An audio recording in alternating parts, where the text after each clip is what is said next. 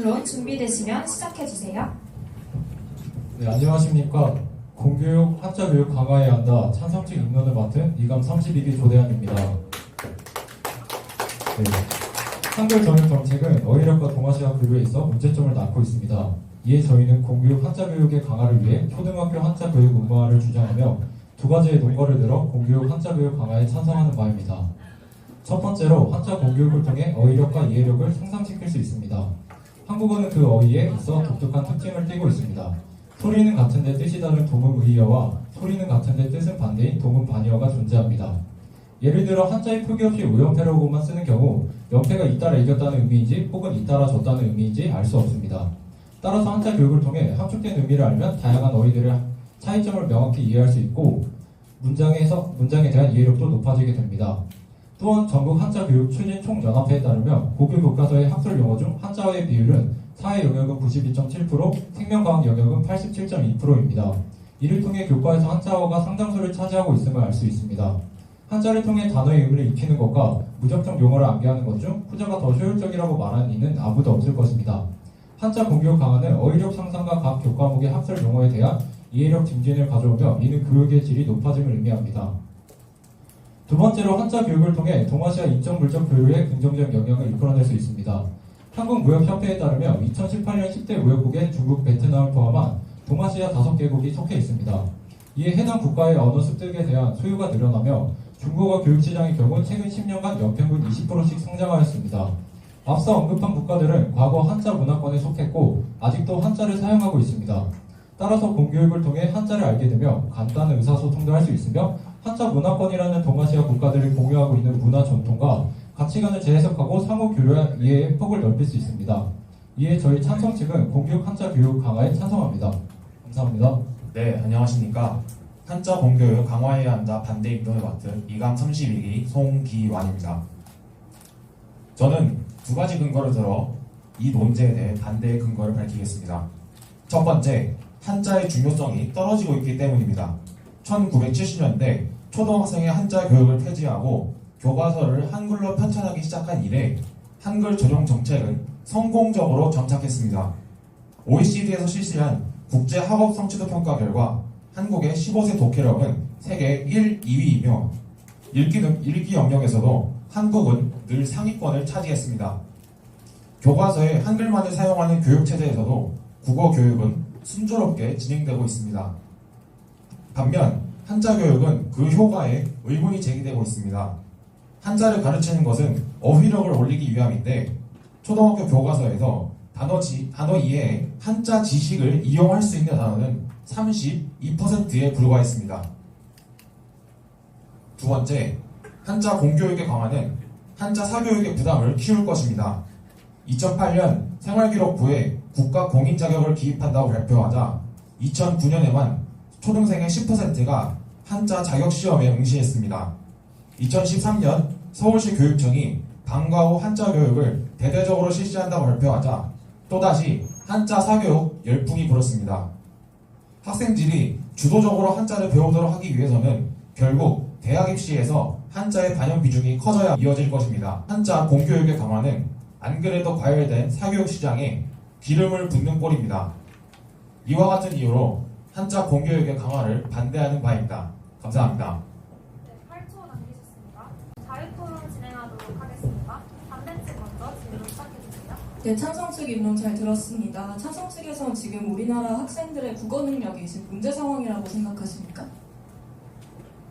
네, 저희는 현재의 국어 교육에서는 분명 문제가 있다고 생각합니다. 네, 우리나라 학생들의 독해력에 대해서 상당히 우려스러우신 것 같아요. 그런데 저희는 그 문제 상황 자체에 동의하지 않습니다. 앞서 입론에서 말씀드렸듯이 우리나라 학생들의 독해력은 세계적인 수준입니다. 우리나라 학생들의 어휘력이 찬성 측에서 말씀하시듯이 그렇게 객관적으로 낮다면 다른 국가에 비교해서 어떻게 우위에 있을 수 있는 건지 궁금합니다. 네, 먼저 답변 드리기에 앞서 그렇다면 그 읽기 능력이라는 것이 어떤 것에 의거해서 나타나는 읽기 능력인지 여쭙고 싶고요. 네.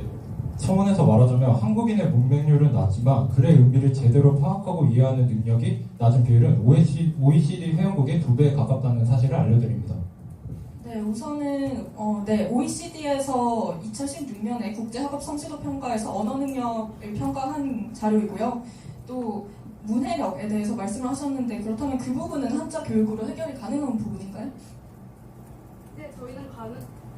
네, 저희는 지금 가능하다고 말씀드리고 있는 것이고요. 또 지금 반대측에서 이제 어휘력을 증진시키는 것으로서 한자 지식을 사용하실 수 없다고 말씀하셨는데 혹시 반대측에서 말씀하시는 한자 지식의 이용이라는 게 어떤 방법으로서의 이용을 말씀하시는 것인지 말씀해 주시면 감사하겠습니다. 문해력의 경우에 어떻게 가능하다고 하시는 거죠? 지금 문해력이 무슨 말이냐면 사회적 맥락 안에서 글을 읽고 쓸 수 있는 기능적 이 말을 문해력이라고 합니다. 이 말은 국어 교육으로 가능한 것이지 한자 교육으로는 할 수 없는 것 아닙니까?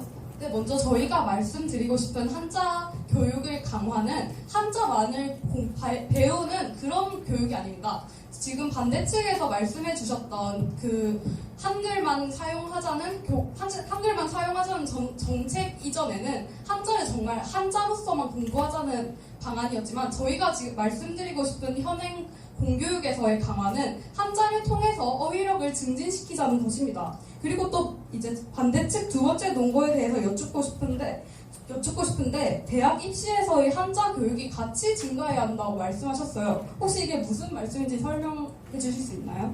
네, 그에 대해서 설명을 드리겠습니다. 여러분, 솔직히 말씀드리겠습니까? 지금 주요 교과목과 한자의 비중이 같습니까? 절대 아닙니다. 지금 대학에서는 주요 과목의 교과목만 내신에 반영하고 한자, 가정, 기타 등등의 과목들은 잘 반영하지 않습니다. 이러한 상황에서 우리나라 학생들은 한자에 대해서 어떤 태도를 갖고 있습니까? 당연히 주요 과목에 대해서 더 낮은 기준을 가지고 있습니다. 그렇다면 한자를 아무리 많이 가르친다고 해도 학생들이 열심히 해야 할 동인이 필요하지 않겠습니까? 그러기 위해서는 당연히 대학 입시, 내신 혹은 수능 등등에서 가산점을 부여하거나 필수적으로 공부를 해야 하는 그러한 인센티브가 주어져야 하는 것입니다. 하지만 제가 입론에서도 말씀드렸다시피 이러한 국가에서 교육을 강화한다는 사인이 한번 학부모나 학생들에게 들어가게 되면 이는 폭발적인 사교육의 증가로 이어집니다. 그렇다면 찬성측께서는 대학 입시에서 한자를 반영하지 않고 어떻게 학생들이 자율적으로, 자기 주도적으로 한자를 공부하게 하겠다는 건지 그 방안을 여쭙고 싶습니다. 네, 먼저 현재의 한자 사교육에 대해서 말씀드리고 싶은데요. 현재의 한자 사교육은 초등생의 경우 대부분 한자 사교육을 받고 있지만 아이러니하게도 중학생, 고등학생의 경우에는 한자 사교육을 받고 있지 않습니다. 앞서 반대측께서 지적해 주신 것이죠. 하지만 저희는 말씀드리고 싶은 게 만약에 한자를 수능에 도입을 한다면 사실상 그것은 결국 사교육에 더 큰 부담으로서밖에 되지 않기 때문에 저희는 그런 의미에서 지금 반대측께서 사교육 증가를 우려하시는 것은 사실 한자 공교육을 강화하는 입장에서 말씀을 드리는 건 아니라고 생각을 하고요. 또 지금 한자 교육이 한자에 대한 중요성이 증대되고 있습니다. 예를 들어서 성인의 경우에도 뭐 중국어나 일본어 같이 지금 동아시아 문화권의 교류가 증대되고 있죠. 그런 점에서 오히려 지금 공교육에서 받지 못하는 것을 성인들 또한 한자 사교육을 받고 있습니다. 저희는 이것이 문제 상황이라고 생각을 합니다. 초등생들이 사교육으로 몰리는 이유가 무엇입니까? 바로 초등생들, 학부모들, 교사들 모두가 한자가 필요하다고 주장하고 있는데도 공교육에서 이를 담당하고 있지 않기 때문에 사교육으로 수요가 매몰리는 것입니다. 저희는 이런 부분 때문에 공교육의 의의에 맞게라도 당장 지금 한자 공교육 강화를 해야 한다고 주장을 하는 것입니다. 네, 청원에서 말씀드리자면 공교육의 강화는 사교육계의 절감을 나타낼 수 있습니다. 예를 들어 부산시 교육청의 경우 방과 후 학교 운영의 내실화와 학생 개별 맞춤형 지원 여건 강화 등 공교육의 내실화하여 공교육의 질적 수준을 높인 결과 2018년 초중교 사교육비 조사에서 부산 지역 사교육 참여율은 2017년에 비해 2.7% 하락했음을 알려드립니다. 네, 그에 대해서 여쭤보고 싶은 게 한 가지 있는데요. 그 사교육이라는 게 한자 사교육만입니까? 아니면 다른 사교육도 포함입니까? 한자 사교육만입니다. 네, 그에 대해서 말씀을 드리겠습니다. 지금 부산시 케이스 같은 경우에는 방과 후 학교를 활용해서 한 것 같은데 지금 저희 논제가 한자 교육을 공교육에서 강화하는 거 아니겠습니까? 이는 당연히 교육과정 내에 포함되는 것을 의미하는데 방과 후 학교는 그 범주에 포함되지 않는 것 같고요. 그리고 문화적 교류에 대해서 말씀하셨는데 한중일 공통 한자가 몇 자인지 아십니까? 808자입니다. 네, 맞습니다. 800자입니다. 그러면 일본 문부성에서 지정한 상용 한자가 몇 자인지 아십니까? 말씀해 주십시오. 2100자입니다. 이 800자 가지고는 의사소통은 턱도 없습니다.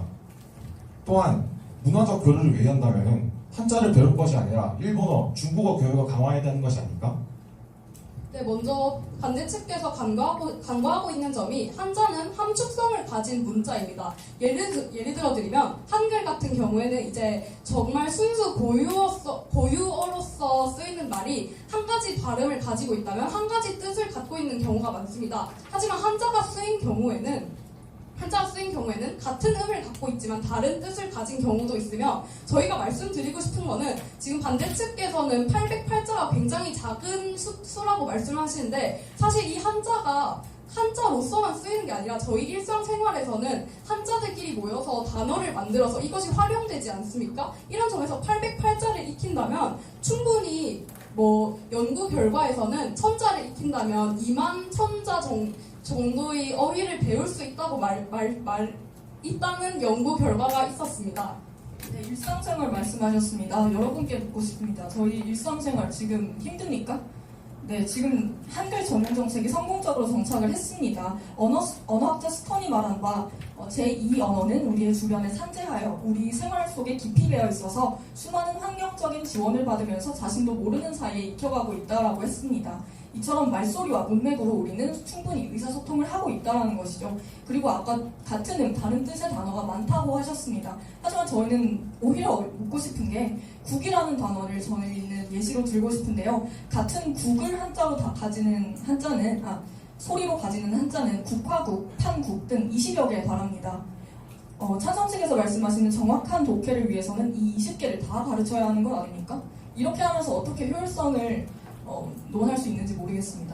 네, 제가 먼저 말씀드리자면 아까 사교육비 같은 경우 방과학교를 내실한 결과 2.7% 줄어들었습니다. 하지만 7차 교육 개정 이후에 이제 재량 시간 2시간에서 1시간을 보통 한자 교육에 할애했는데 그 이후에서 재량 시간에 보건 교육이 강화되고 나서 이제는 재량 시간에 이제 한자 교육을 할 수도 없는 현실입니다. 그렇다면 필수 교과에 이걸 넣어서 공교육을 강화시킨다면 더 많은 사교육비를 줄일 수 있다고 저희는 주장합니다. 네, 그리고 저는 여쭙고 싶은 점이 지금 반대측께서 국이라는 한자가 20가지 존재한다고 말씀해 주셨는데 그렇다면 한자와 함께 병행하지 않고는 지금 정말로 문맥으로서만 그런 20가지 국이 쓰이는 모든 단어들을 효율적으로 교육시킬 수 있습니까? 풋사과라는 것을 예시로 드리겠습니다. 풋은 한자어입니까? 고유어입니다.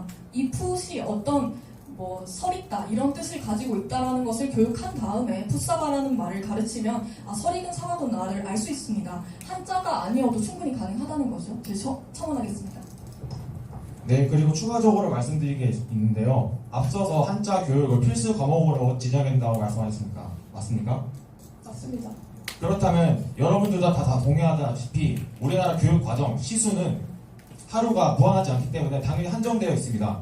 그러므로 교육은 당연히 중요한 교과목을 더 우선시 되어야 할 바인데요. 그런데 OECD에 따르면 우리나라 초중학교 국어, 수학, 외국어 과목 수업 시수는 비교 대상이 된 국가 중 가장 적었습니다. 이것이 어떤 것을 뜻하느냐? 우리나라 공교육의 전체 수업 시수에서 국영수가 차지하는 비중이 매우 낮기 때문입니다. 한자 교육을 확대하면 자연스럽게 다른 과목의 시수가 줄어야 할 것인데 이는 안 그래도 적은 주요 과목의 시수를 낮춰 기초 교과목에서 다른 나라에 뒤처지게 될 것입니다. 이에 대해 어떻게 생각하십니까?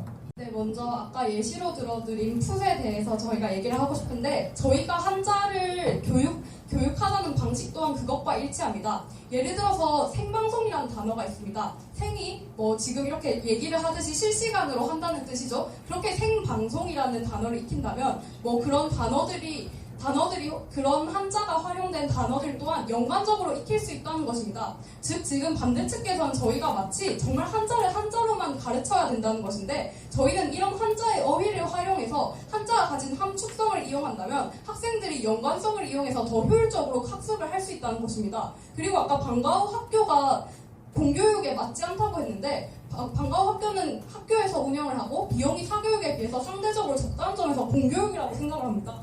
지금 한자 교육의 효과에 대해서 상당히 과대평가하시는 것 같습니다. 한자가 국어 능력 향상에 미치는 영향이 지대함을 아셔야만 그걸 증명을 해주셔야만 지금 찬성 측께서 말씀하시는 게 유효함을 말씀을 드립니다. 저희는 한자가 국어 능력 향상에 미치는 영향에는 한계가 있음을 말씀드리고 싶습니다. 우선 우리말에서 한자어가 차지하는 비율이 별로 높지가 않습니다. 한 반 정도 차지하고요. 우리말 사용 빈도에서는 한자어가 35%에 불과합니다. 고유어는 54%고요.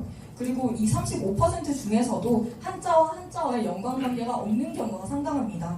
여러분 치매 그리고 완벽 이런 말의 뜻을 알고 계시지만 이 한자는 알고 계시나요? 치매의 경우 어리석을 치, 어리석을 매입니다. 어리석고 어리석다 이 말만으로 치매를 깊게 이해할 수 있으십니까? 혹은 완벽완, 구술병, 완벽한 구술 이걸로 완벽을 이해할 수 있으십니까? 이처럼 한자는 국어 능력 향상에 별로 영향을 끼치지 못한다는 것이죠. 첨언하겠습니다. 네, 그리고 첨언하겠습니다. 앞서서 OECD에서 실시한 국제 학업 성취도 평가 인용드렸습니다. 거기에서 OECD는 우리나라에서 한글 전용 교육을 받은 10대, 20대, 그리고 한자 교육을 받은 60, 70대가 상당한 문해력 차이를 보인다고 이야기를 했습니다. OECD에서 가장 격차가 큰데요. 그런데 이 노년층들 사이에서도 격차가 상당합니다. 이 연구를 실시한 연구원의 말에 따르면 노년층 사이에서의 격차는 가장 큰 변화 요인이 바로 가지고 있는 책의 차이였습니다. 즉, 책을 많이 접했느냐, 안 했느냐에 따라서 독해력에 갈렸다는 뜻입니다. 만약에 찬성 측의 말이 맞다면 OECD에서는 가장 먼저 한자를 배워라고 그렇게 권해야 되는 건 아닙니까? 이에 대해서는 어떻게 생각하시는지 의견을 듣고 싶습니다. 네, 먼저 앞선 것에 대한 답변을 드리면 현재 지금 초등 교과서의 한자어 비율을 살펴보겠습니다. 한자어 비율은 1학년과 6학년을 비교해 보겠습니다. 1학년 때 17%에서 57%로 증가했고 고유어 비율은 76%에서 19%로 감소했습니다. 또한 현재 지금 그 2010년 자료에 의하면 서울 지역 5개 학교에서 초등학교 4학년들 대상으로 조사한 결과 71%가 교과서 지문의 내용을 전혀 이해하지 못했다고 합니다. 이것이 시사하는 바가 무엇이냐? 현재 가면 갈수록 학생들이 학업을 배우는 과정에서 한자어 비율이 늘어나고 한자를 공교육에서 할당하고 있지 않기 때문에 교과서의 지문을 이해하지 못한다는 것입니다. 실제로 우리가 영단어를 외울 때의 경우를 살펴보겠습니다. 여러분들 영어는 정말 처음 배우는 개념이기 때문에 뭐 애플은 사과다 이런 식으로 외우지 않습니까? 하지만 저희가 지적드리고 싶은 것은 이렇게 한자어가 늘어나는 과정에서 정말 이 한자가 어떤 뜻을 가졌으며 어떤 함축성을 지니는지를 이해하지 않고 그냥 이렇게 어려운 한자어들을 학교에서 가르친다? 이것은 곧 우리말을 정말 영단어 외우듯이 암기가 된다는 것입니다. 이해에 기반한 학습이 아니라는 것입니다. 네, 한자로서 깊은 어휘 이해가 가능하다 하셨습니다. 하나 예를 들겠습니다. 패러다임이라는 말 다들 아실 거라고 생각하는데요. 이 말 영어죠. 우리 영어 모르면 이 말 이해할 수 없습니까? 또 한 단계 더 들어가 보겠습니다. 이 어원이 그리스에서 왔다고 합니다. 우리 그리스어 알고 있습니까? 우리 그리스어 모르면 그리고 영어를 모르면 과학혁명의 구조를 이해할 수 없다고 생각하시나요? 네, 일단 첨언 먼저 드리겠습니다. 아까 전에 한자가 동아시아 교류를 위해서 필수 불가결하다는 취지로 말씀을 해주셨는데요. 이와 더불어 한자를 알면 간단한 의사소통이 가능하다고 말씀하셨는데 이는 사실과 다릅니다. 한자를 안다고 해서 간단한 의사소통이 되지 않는다는 점을 일본어를 통해서 말씀을 드리자면 일본어는 한자와 더불어 히라가나, 가타카나 등의 문자와 결합이 됐을 때 그 의미가 전달되는 것입니다.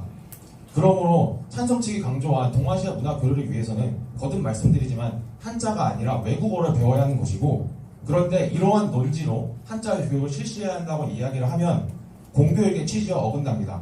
공교육은 보편 교육의 지향이기 때문인데 그렇다면 소수 중국어, 일본어를 배우는 학생들을 위해 한자를 가르쳐야 된다는 뜻이 됩니다.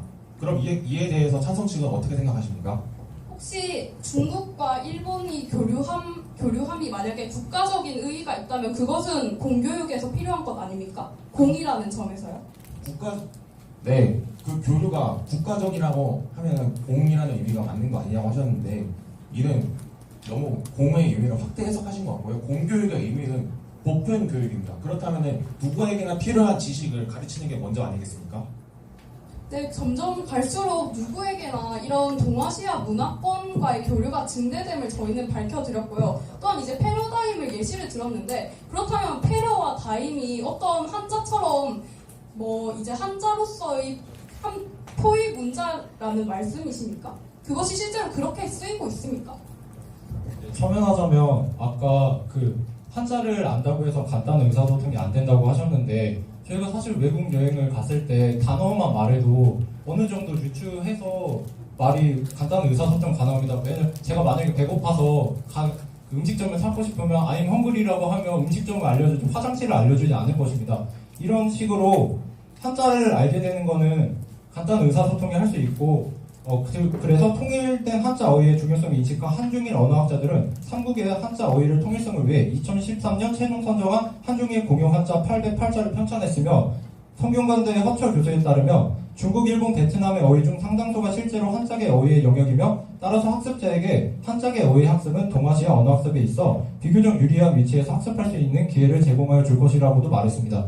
그리고 아까 사교육비에 대해서 말씀드리겠습니다. 지금 우리 한자하고 중국어 시장이 굉장히 중요해지고 있으며 연평은 입론에서 말씀드렸다시피 연평이 20%씩 성장하며 한자 학습지의 경우 100만 명을 돌파했습니다.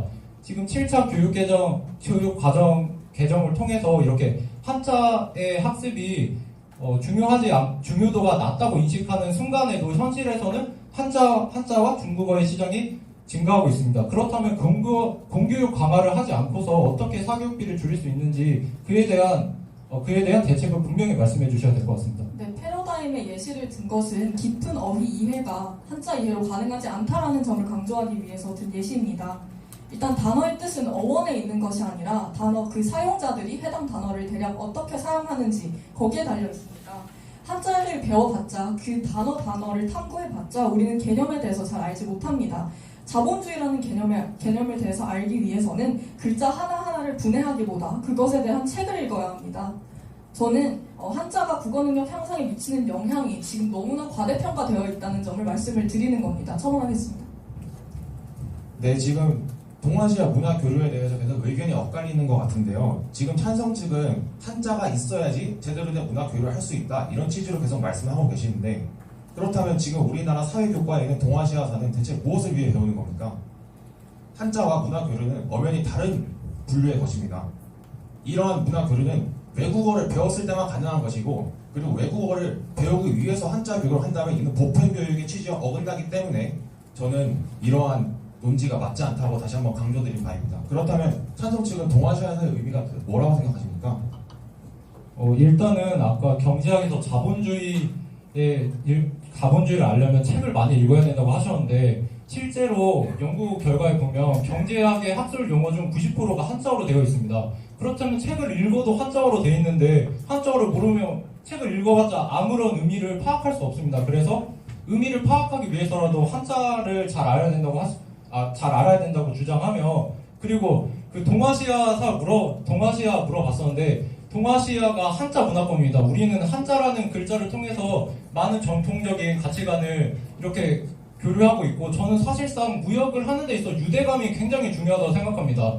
사실 우리가 해외 동포나 아니면 외국 사람들이 우리말을 했을 때 굉장한 유대감을 가지고 호감을 보이지 않습니까? 이건 상대방도 마찬가지일 것입니다. 일본에 가서 우리가 정확한 일본어를 몰라도 일본어를 그냥 유사하게 말하기만 하더라도 그들은 우리에게 호감을 가질 것입니다. 동아시아에서 가장 중요한 것은 한자를 통한 유대감입니다.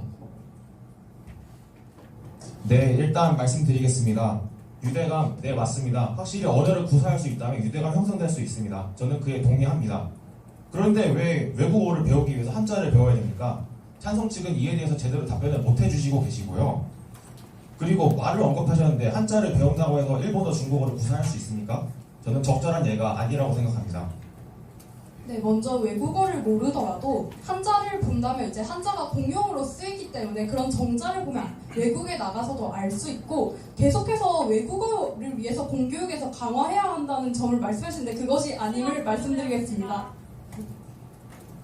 네, 일단 말씀을 드리자면 한자를 통해서 한자만 제시한다고 해서 외국인과 원활한 의사소통 되지 않습니다. 앞서 말씀드렸다시피 일본어는 한자로만 이루어진 게 아니라 히라가나, 가타카타 등의 문자와 결합했을 때 비로소 그 의미가 드러나고 또한 같은 한자어라고 해서 일본에서 같은 의미가 된다는 것도 아닙니다.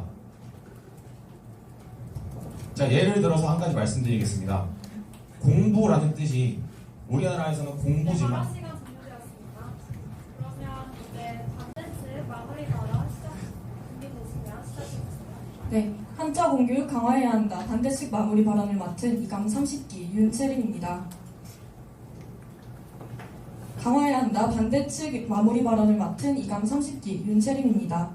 오늘 토론에서의 쟁점은 크게 세 가지였습니다. 첫째, 현대사회에서 한자의 중요성은 어떠한가? 둘째, 한자 교육은 국어 능력 향상에 어떠한 영향을 미치는가? 셋째, 한자 교육 강화는 사교육을 늘리는가 줄이는가? 이에 대해 자세히 말씀드리도록 하겠습니다. 첫째, 현대사회에서 한자의 중요성은 줄어들고 있습니다. 1970년대 이후 50년간 한글 전용 정책이 성공적으로 정착했습니다. 많은 공문서가 한글만으로 적히고 무료 없이 의사소통합니다. 또한 우리나라 학생들은 매년 OECD 35개국 중 언어 능력 3위 정도를 기록하고 있는데요. 저희는 우리나라 학생들의 문해력이 낮다라는 문제의식 자체에 동의하지 않습니다. 둘째, 한자 교육이 국어 능력 향상에 미치는 영향은 미비합니다. 우리말 빈도조사에서 한자어는 35%에 불과했는데요. 그 중에서도 소리와 뜻이 직접적으로 일치하는 단어는 극소수입니다. 또한 그 효과를 찬성 측에서는 그 효과를 심소봉대하셔서 구체적인 인과관계는 들지 못하셨다는 점 짚고 싶습니다.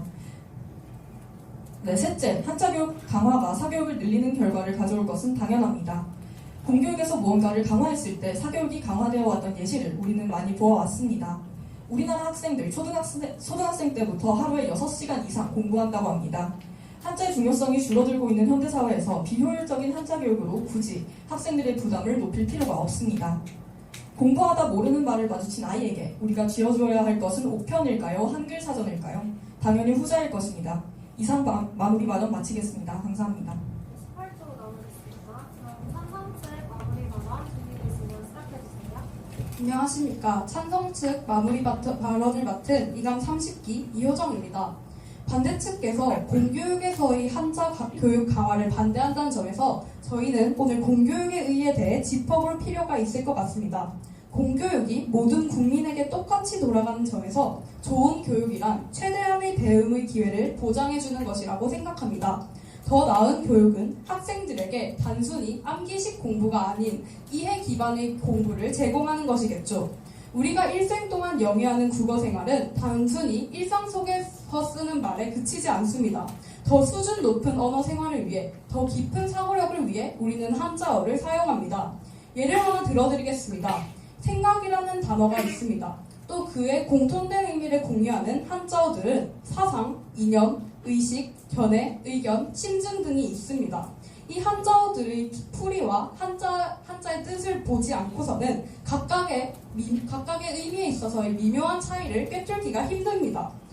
이렇게 한자를 기반으로 가르치지 않고서는 학생들은 단어를 마치 영단어 외우듯 달달 외울 수밖에 없습니다.